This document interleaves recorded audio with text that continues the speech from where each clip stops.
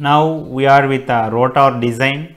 So we have to calculate entire rotor dimension. Say this is the rotor, this is the rotor structure, this is the rotor structure, number of slots will be there. So here we are there will be as this is a slip ring induction motor, there will be slip ring also on this rotor shaft. So let's calculate all the dimensions now. Mainly air gap plays a major role, which is in between stator and rotor. So let's calculate length of air gap. This is one of the major parameter which is required for power factor and everything. So we have some basic formula, 2 into root dl. So 0.2 plus 2 into square, we have 0.650 and we have 0.250. This is the d and l. So we will get 1.0 mm. This is the air gap value. Now we are going to calculate diameter of rotor. Diameter of rotor, that we will indicate with a dr letter, and that is nothing but the total stator diameter minus 2 into air gap length. So stator diameter is 650 mm. From that we are removing this 1 mm.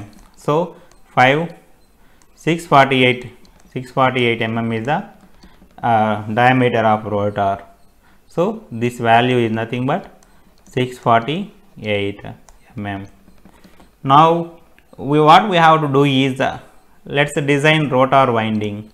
So in rotor winding, how many slots per pole is, so we just assume that before going into the further, let's assume slots per pole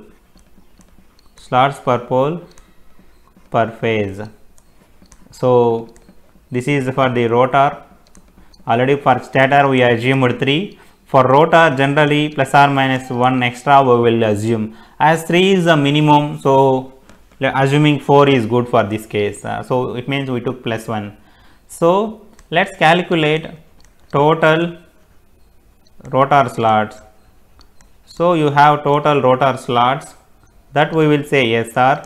That is nothing but this is a 3 phase machine, and you have 4 slots per pole per phase, and you have a number of poles of 10. So with this you will get 120 slots, and we can also calculate rotor slot pitch. So what is the rotor slot pitch? That is nothing but rotor slot pitch is nothing but FSR, rotor slot pitch. So we already calculated rotor diameter 648. So you have 120 slots now. So you will get 17 mm as the rotor slot pitch. So let's use a bar type winding. Let's use a bar type winding for this rotor. So with that is also full pitch. That is also we are considering like a full pitch, and there are 2 conductors per slot. So 2 conductors per slot we are considering. So let's move further so that further parameters we can calculate.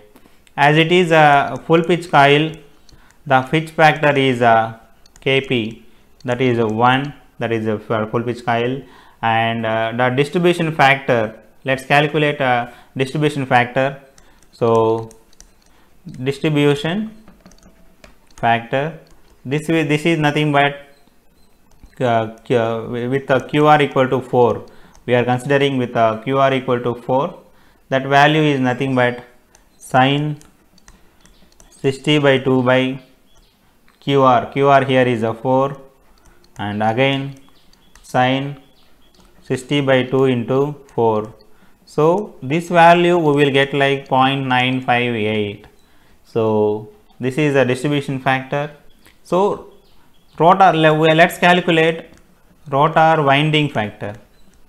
That winding factor is nothing but we will indicate with KWR, that is nothing but Kp into this distribution factor, we will say with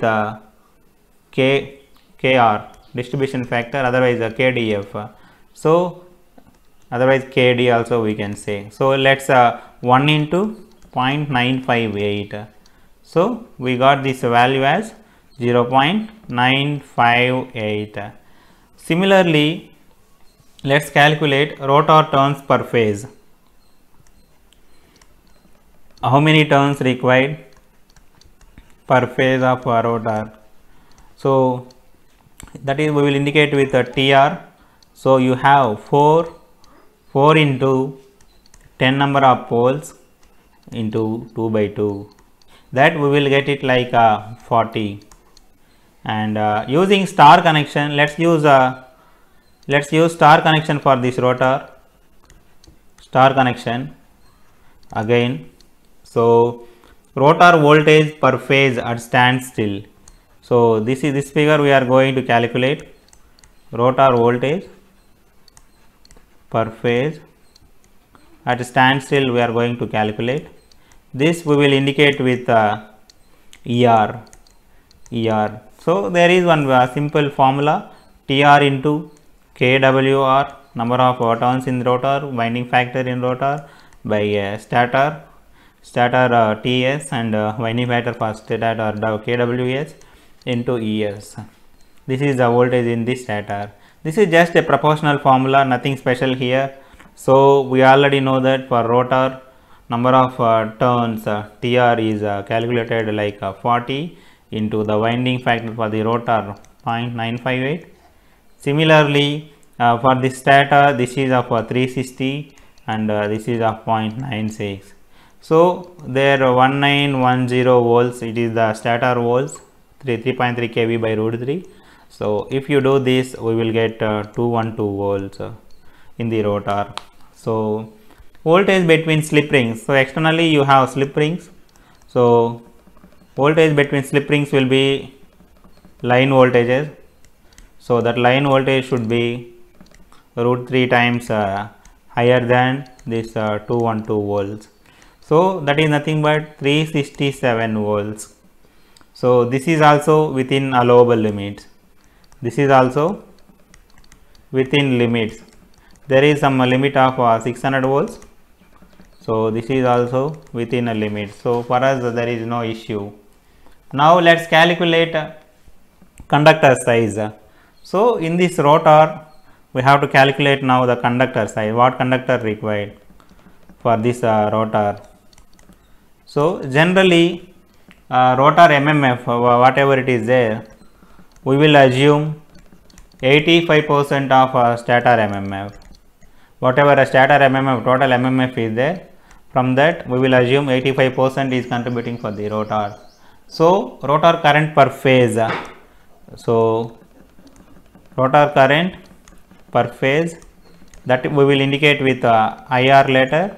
So IR is nothing but 0.85 into IS stator current, turns in stator, winding factor divided by rotor turns, rotor winding factor. So this is a general one of the assumption we will use here. So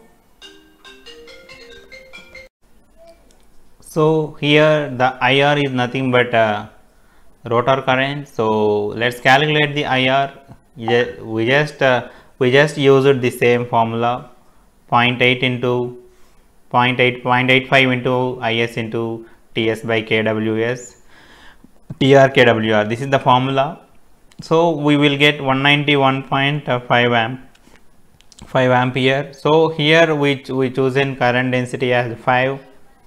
So 191 by 5, it will give 38.3 square mm area. Here the flux is very low. The frequency of frequency in the rotor, slip frequency, that is very low. So we can ignore the eddy current loss and everything. So we can consider very high depth also, doesn't matter. So we considered 13 mm depth and 3 mm width and the slot depth.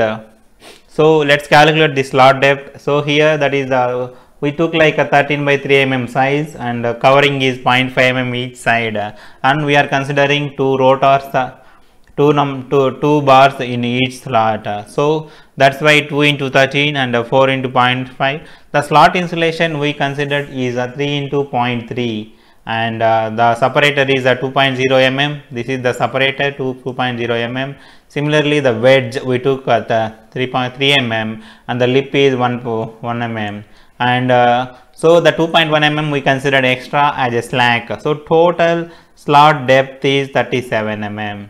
Similarly, the slot width, the conductor is 3 mm, and the covering on each side is 0.5 mm. So the slot insulation is 0.3 mm each side, and slack is 0.4. So we got 5.0 mm as the rotor slot width. Now let's check the flux density. Flux density plays a major role. So just check the flux density.